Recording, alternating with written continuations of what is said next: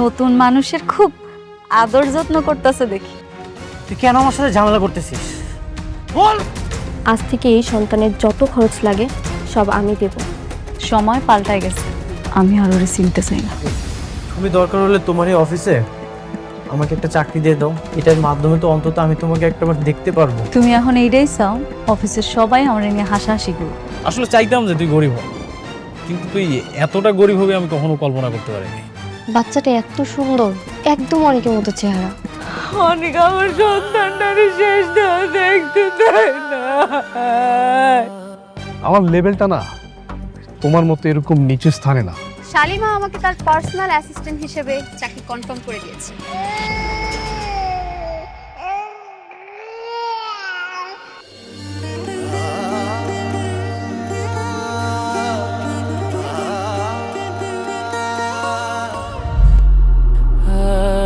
আপনি কে?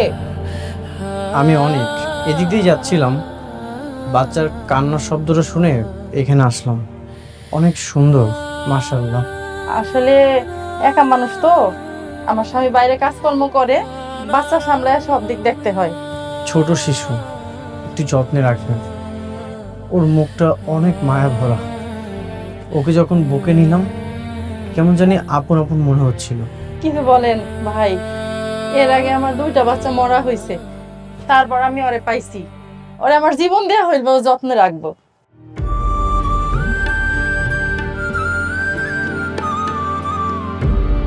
আমার কাছে তো তেমন টাকা নেই, আপনি টাকাগুলো রাখুন, যদি কিছু প্রয়োজন হয় কিনে দিবেন। না না থাক, টাকা লাগবো না, আপনি ওর জন্য দোয়া করেন, তাইলেই হইব।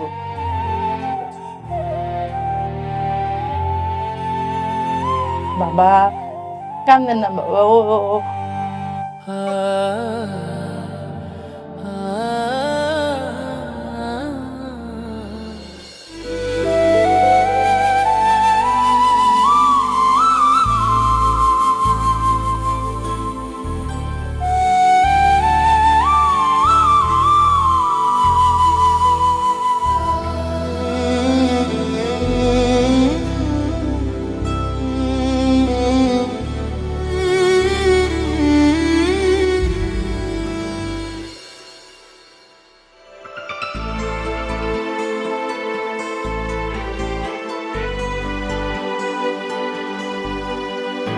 আঙ্কেল, আমি আর পারছি না, অনেককে সবকিছু বলে দেওয়া উচিত।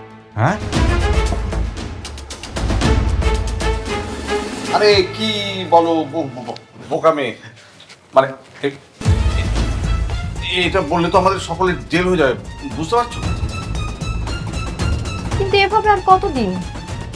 বাচ্চাটা তার আসল মা বাবার কোলে উঠতে পারছে না। এই বাচ্চাটার জন্য অনেক আর মেঘলা আলাদা হয়ে গেছে, এগুলো কি সহ্য করা যায়? কিন্তু ওদের পরিস্থিতি ঠিক হয়ে গেলে তখন তুমি ওদের কাছে আমার শত্রু হয়ে যাবে। একদম একদম সত্যি কথা হচ্ছে কি মা, বৌমা আমি এক কথা বলি, মানে অনেক যদি জানতে পারে এগুলোর পেছনে আমরা সবাই আছি, তাহলে আমাদের কথা বাদ দাও, আমাদের কথা তুমি বাদই দাও, তোমাকে সে কোনোদিন ক্ষমা করতে পারবে?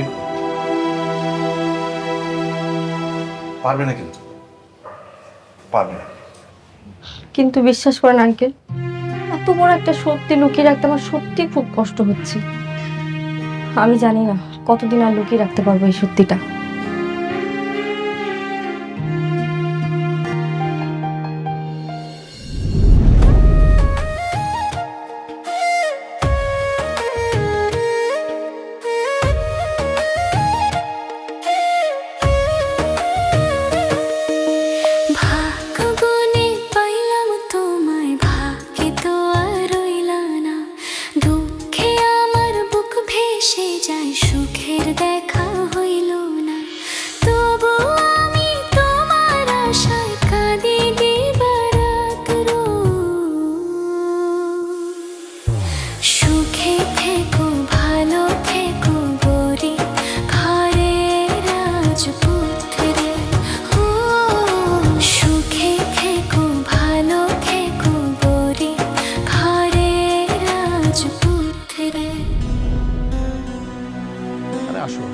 আসো আসো। ও সরি, অনুমতি ছাড়াই চলে আসলাম। আমার অবশ্য অনুমতি নিতে কখনোই ভালো লাগেনি। I hate permission. বসলাম, হ্যাঁ, ইফ ইউ ডোন্ট মাইন্ড।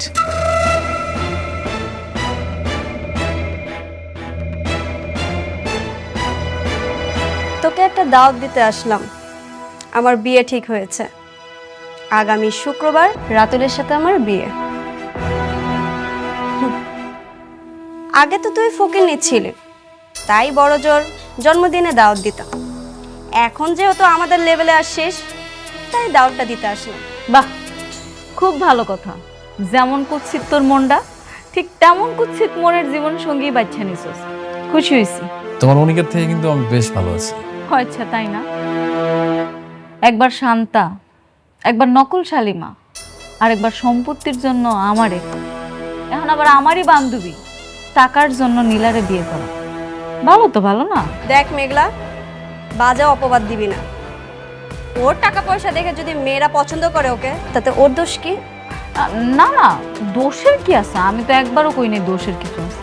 তোরা দুইজনে এখন বিয়ে করতেছস, আমারে কইছস, আমি তো অনেক খুশি হয়েছি। সত্যি আমি অনেক খুশি। এই নে বিয়ের কার্ড, সময় মতন চলে আসিস। না, তা তো অবশ্যই। তোকে বিয়া বইলা কথা, আমারও তো আসতেই হবে। বাবু মিয়া,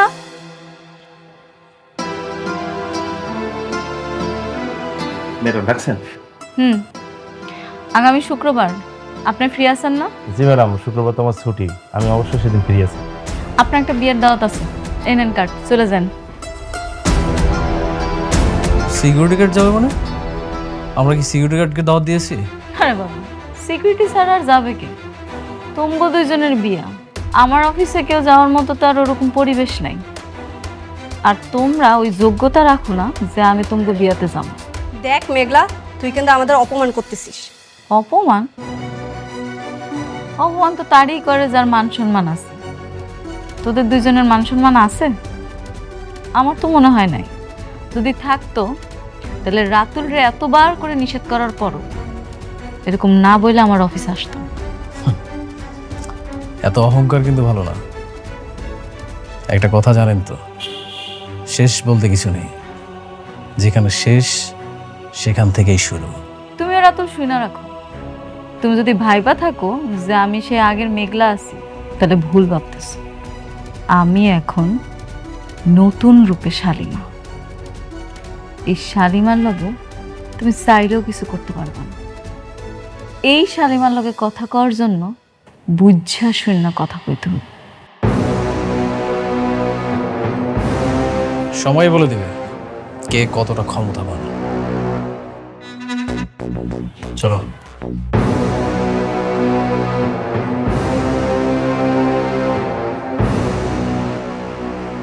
আপনি যান।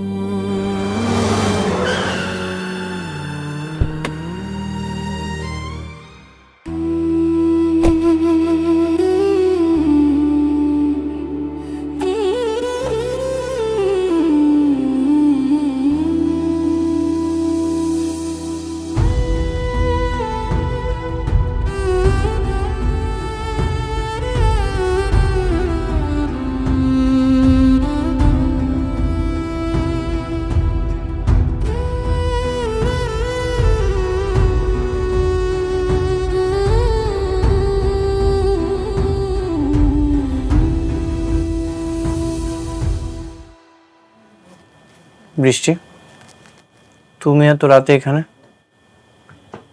হ্যাঁ, আমি তোমার জন্য রান্না করে নিয়ে আসলাম। তুমি এখানে এত কষ্ট করে আছো, আর আমি বাসায় কিভাবে থাকি বলো? তুমি এখনই খাবারটা খেয়ে নাও। এসব তোমাকে খেতে হবে না, রেখে দাও।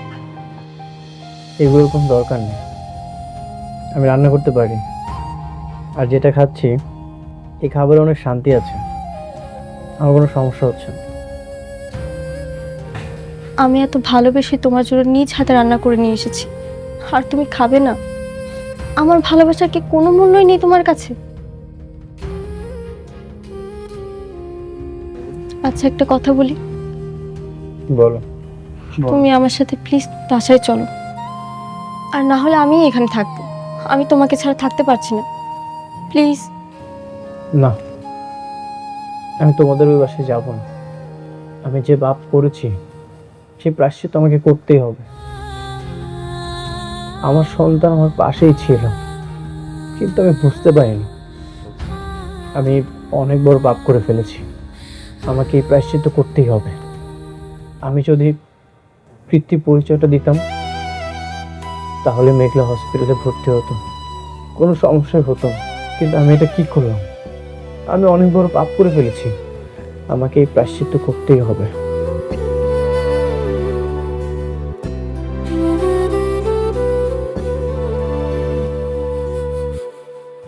অনেক একটা কথা জিজ্ঞেস করি, মনে করো তোমার আর মেঘলার যে সন্তান মারা গেছে, সে যদি সত্যি সত্যি মারা না যায়, তখন কি করবে? যেটা হবে না সেটা বলে তো কোনো লাভ নেই। না, এরকম তো অনেক সময় হয়, তাই না? এই যে আমরা সিনেমায় দেখি, অনেক সময় বাচ্চা চুরি করে ফেলে হাসপাতাল থেকে, একজনের বাচ্চা আরেকজনের কাছে দেয়। তেমন যদি তোমার বাচ্চা অন্যজনের কাছে দিয়ে দেয় আর তাদের মৃত সন্তান তোমার কাছে দেয়, তখন? সন্তানের জন্য আমি দিনের পর দিন পাগল হয়ে যাচ্ছি। আর মেঘলা এই সন্তানের কথা ভাবতে ভাবতে ধ্বংস হয়ে যাচ্ছে। যদি তোমার কথা কখনো সত্য হয় আর আমি যদি সবকিছু জানতে পারি যে এই কাজটা করেছে, তার বুক চিয়ে কলিজা বের করে তাকে আমি খুন করে ফেলবো।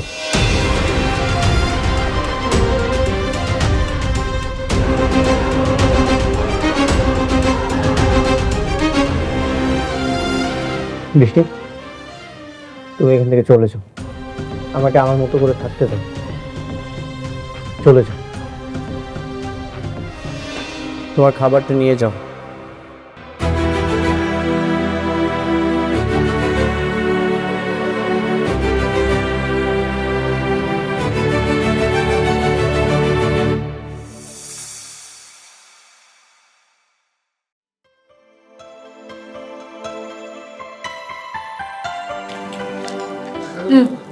না আম্মা, আর লাগবো না রে বাবা। আব্বা নাও। শোনো আব্বা, ভাবতেছি কালকে তোমার দুইজনেরই আমার একটু অফিসে ঘুরে আন, যাইবা নাকি? কালকে যাইতে হবো মারে? আমি ভাবতেছিলাম তোর মায়ের নিয়ে আমাকে পুরান বাসা দিকে একটু যাবো। এখানে কদিন ধরে রয়েছি, কেমন জানি একটা খবরদার আব্বা, তুমি ওই বস্তিতে যাওয়ার নামও নিবা না। ওই বস্তিতে এখন অনেক থাকে। আর তাছাড়া কালকে তোমাকে বিবাহ বার্ষিকী, আমি চাইতেছি আমার অফিসে সবার সাথে তোমাকে একটু পরিচয় করাই দিন। আমার লগে যাবে, এটাই শেষ কথা। আচ্ছা ঠিক আছে, তুই যখন চাইতেছস তোর অফিসটা ঘুরে দেখে আসুন, তাইলে আমরা যাবো। তাহলে একটা কাজ করুন নি, আমি তো সকাল সকাল অফিসে যাবো, বিকালে তুমি বলে গাড়ি পাঠিয়ে দিব। না না মা, গাড়ি পাঠিয়ে দেবো না মা। তুই ঠিকানা দিয়া যাইস, ওই আমরা রিক্সা নিয়ে ঘুরতে ঘুরতে চলে যাবো। আবার গাড়ি থাকতে কে রিক্সা দেওয়া যায় তুমি কও? মারে, আমরা রিক্সা দিয়েই যাবো, গাড়ির মধ্যে না কেমন দমটা বন্ধ হয়ে আস। তুই চিন্তা করিস না, আমরা একেবারে ঠিকঠাক চলে যাবো নে। আচ্ছা ঠিক আছে, যাইও তাইলে। কিন্তু শোনো, গাড়িতে চড়ার অভ্যাস করতে হইব, বুঝছো? তো ঠিক আছে। আব্বা তুমি এক পিস মাংস নাও না। তো ঠিক আছে না তো।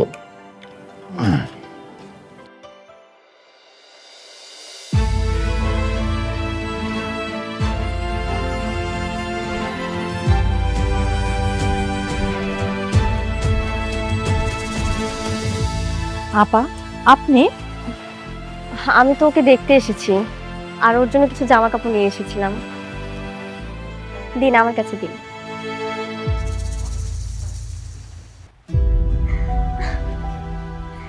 ইস, আমাদের রাজপুত্রটা কি সুন্দর করে ঘুমাচ্ছে। এই যে বাবা, দেখো তো কে এসেছে, তোমার ছোট মা এসেছে। তোমার জন্য আজকে অনেক সুন্দর সুন্দর জামা নিয়ে এসেছি, সবগুলো পরাবো তোমাকে। আমার বাবাটা। আপা, ওর জন্য কিছু জামা কাপড় নিয়ে এসেছি, দেখেন তো পছন্দ হয় কিনা। আপনি আনছেন আর সেই জিনিস আমার পছন্দ হইব না, এটা কি হইলো?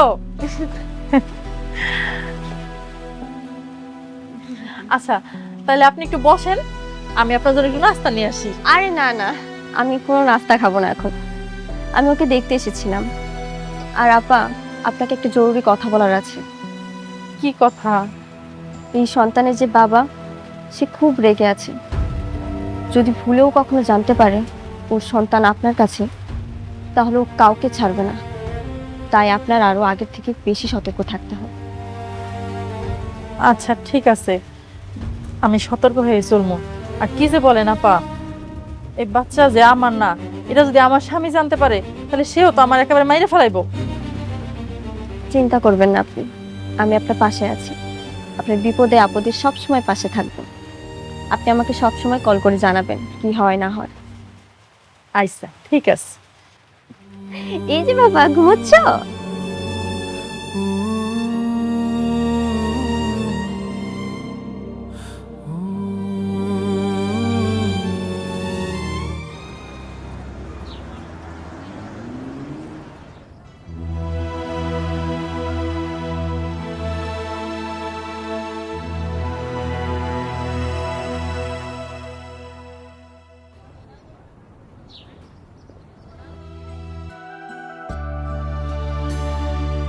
বাবা রে বাবা, কত সুন্দর আর কত বড় বিল্ডিং। দেখছো মেঘলার মা? হ্যাঁ, কত বড় বিল্ডিং। সত্যি এটা এটা তো মেলা বড় অফিস। আরে সত্যি এইটা। আরে আমাকে মেঘলা তখন অনেক টাকার মালিক, তাই না? আও, ভিতরে কে আছে একটু ডাক দে।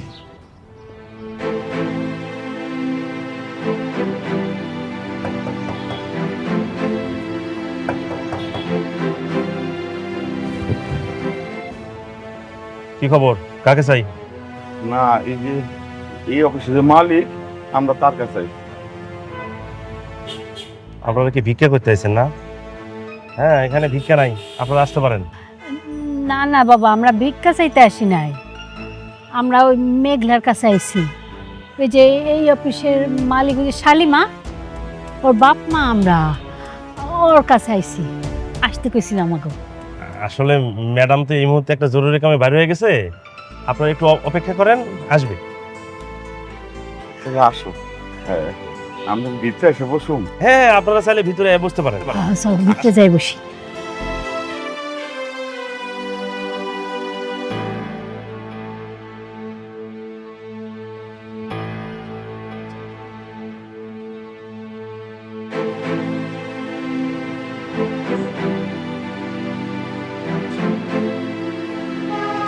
আপনারা এখানে বসেন, ম্যাডাম মিটিং শেষ করে এখনই চলে আসবে। বসেন বসেন বসেন।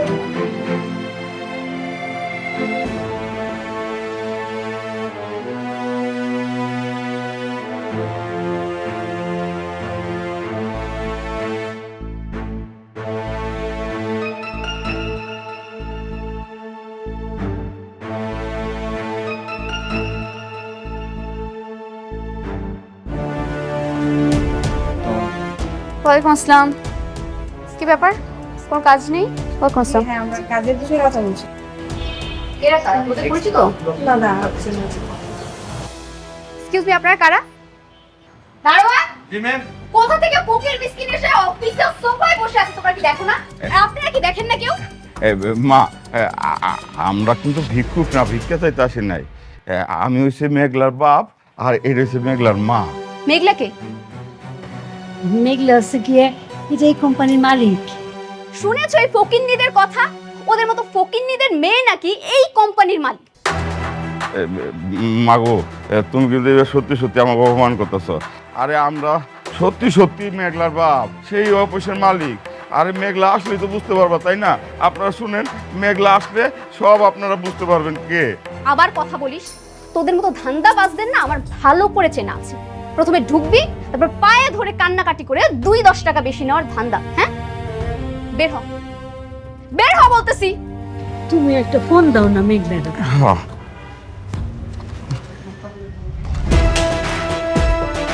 ও বুঝেছি, তোরা তো ভিক্ষা করতে আসছিস, টাকা না দিলে এখান থেকে যাবি না।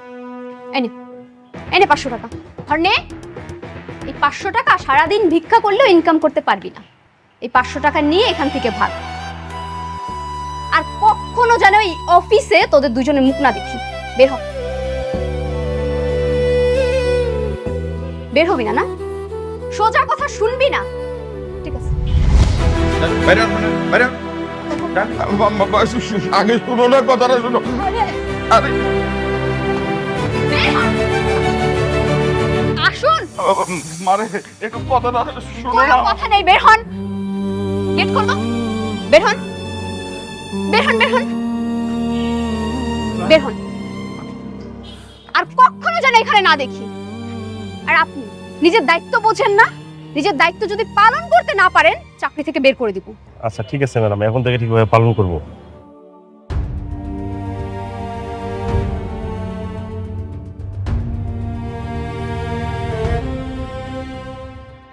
অনিক সাহেব, এই শহরে আপনি কনস্ট্রাকশনের একজন শিল্পের রাজা ছিলেন, আর আজ আপনি এখানে। আপনি চাইলে আজও আকাশ ছোঁয়া দালান বানাতে পারেন। আমাদের সাথে চলুন অনিক সাহেব। রাজা ছিলাম কিনা জানি না, তবে দালান বানাতে গিয়ে আমি আমার ঘরটাই হারিয়ে ফেলেছি। এখন আর দালান বানানোর কোনো শখ নেই।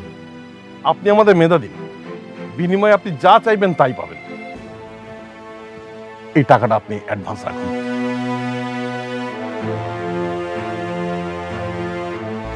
ভুল বলছেন, টাকা শুধুই মানুষের প্রয়োজন মেটায়, শান্তি না। আজকে আমি এমন একটা জায়গায় দাঁড়িয়ে আছি যেখানে টাকার শব্দ খুব অদ্ভুত শোনাচ্ছে। দেখুন অনিক সাহেব, ভালো প্রস্তাব বারবার আসে না, অন্তত নিজের জন্য বাঁচুন। এই টাকাগুলো রাখুন। আপনারা আমাকে সুখ কেনার বুদ্ধি দিচ্ছেন। আমি আমার সর্বস্ব হারিয়ে দেখেছি। পৃথিবীর সবচেয়ে দামি জিনিসগুলো ব্যাংক ব্যালেন্স দিয়ে কেনা যায় না। কেনা যায় না মানুষের চোখের পানি, কেনা যায় না সন্তানের হাসি। আপনি কি সে ভুলটা এখনো ভুলতে পারেননি? অতীত তো আর ফিরে আসবে না অনিক সাহেব। হ্যাঁ সত্যি, অতীত কখনোই ফিরে আসবে না, কিন্তু অনুশোচনা থাকে সারা জীবন। আপনারা এই টাকাগুলো নিয়ে এখান থেকে চলে যান। এই টাকা দিয়ে হয়তো আপনারা ইট বালু কিনে অনেক বড় দালান করতে পারবেন, কিন্তু আমার ভাঙা সংসার কখনোই জোড়া লাগাতে পারবেন না। কিন্তু এই যে দেখছেন আমার এই ছোট্ট কুঁড়ে ঘর, এটা অট্টালিকার চাইতেও অনেক বেশি দামি। চলে যান এখান থেকে।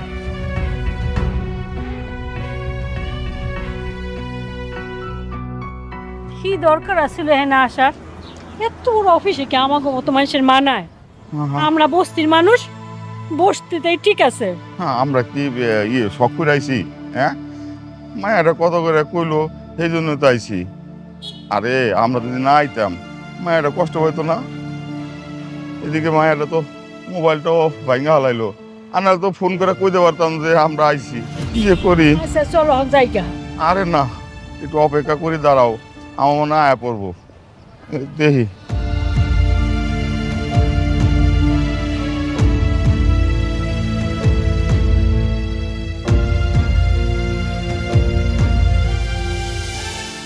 কি ব্যাপার, আপনারা ম্যাডামের মা বাবা না? হ বাবা। তা রাস্তা দাঁড়ায় আছেন কেন, ভিতরে না যায়? বাবা, আমরা ভিতরে গেছিলাম, কিন্তু ওই যে একটা মেয়ে আছে না, ও রাগ করে আমাকে মোবাইল টোবাইল ভাঙ্গা এই যে দেখো 500 টাকা হাতে ধরাই দিয়া বাইর করে দিল। সরি আঙ্কেল, আপনারা হয়তো চিনতে পারে নাই। ম্যাডামের আসার আর 10-15 মিনিট বাকি আছে, ততক্ষণে চলে আসবে। আসুন আমার সাথে ভেতরে। ভিতরে যামু? আসুন, আরে আসুন না।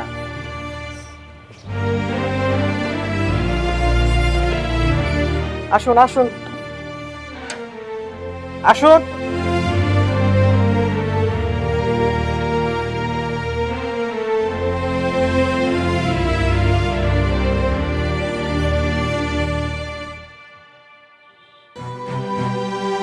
আপনারা বসেন, আন্টি বসেন।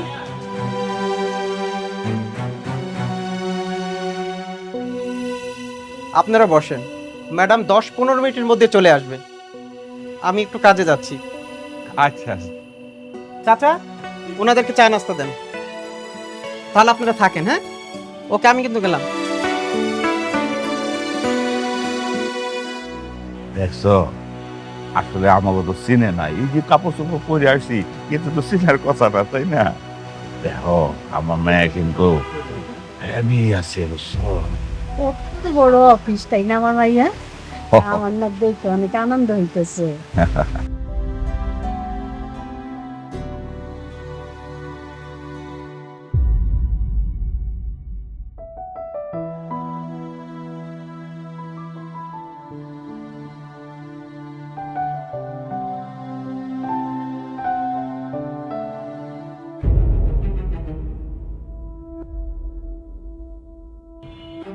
কি ব্যাপার?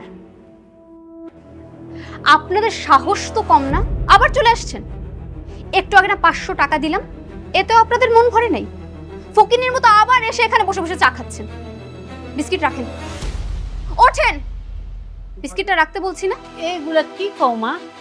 তোমার না কইলাম এইটা আমাকে মাইয়ার অফিস। মিথ্যাবাদী ছোট লোক কোথাকার, কথায় কথায় মিথ্যা কথা বলে। ওঠেন বলতেছি, বিস্কিট রাখেন, ওঠেন। তুমি কিন্তু খামাখা আমার সাথে খারাপ ব্যবহার করতেছো। তোদের মতো ফকিন্নিদের সাথে আর কি ব্যবহার করব? তোরা তো রাস্তার ফকির। এত সুন্দর বড় অফিসে এসে বসে খাবার খাওয়ার যোগ্যতা তোদের আছে? যোগ্যতা তো নাই। তোরা তো রাস্তার পাশে ডাস্টবিন থাকে, ওই ডাস্টবিনের থেকে খাবার তুলে খাওয়া তোদের অভ্যেস। আসছে এখানে ফকিন্নি ধান্দাবাজগুলা। আমরা বাট পান না, তুমি মাইয়াটা ভালো না। সে কখন থেকে আমাদের লোকে খারাপ ব্যবহার করতেছো? কি বললি? আমার সাথে বেয়াদবি করলি? বের হ এখান থেকে, বের হ।